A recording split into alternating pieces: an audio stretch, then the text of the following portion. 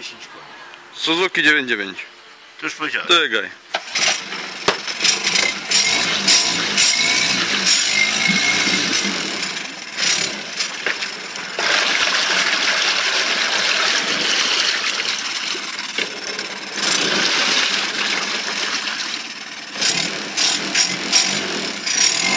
Daj go na wolne.